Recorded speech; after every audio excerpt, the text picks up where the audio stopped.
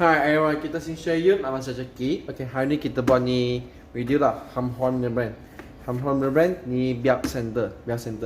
Ni kira itu heavy duty punya, kira heavy duty punya barang. Okay, kasih pause semua tunjuk tengok. Okay, sini ada tulis spek dia. Ni spek dia. Ni BK-BS940 BS940 1380 watt punya. Okay, so dia punya size inci semua sini 610 100 mm nya.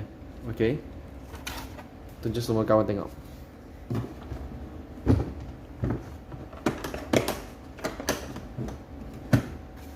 Kita balik. Okay, ni biak center.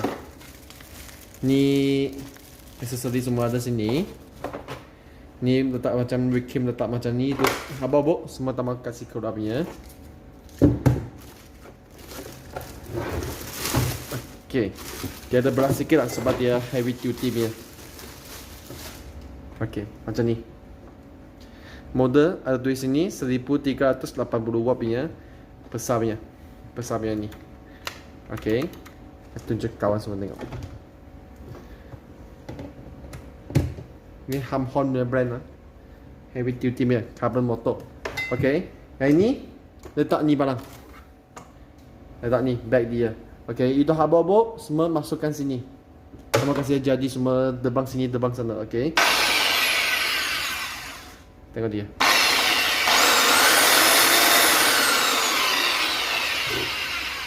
Memang kau-kau punya.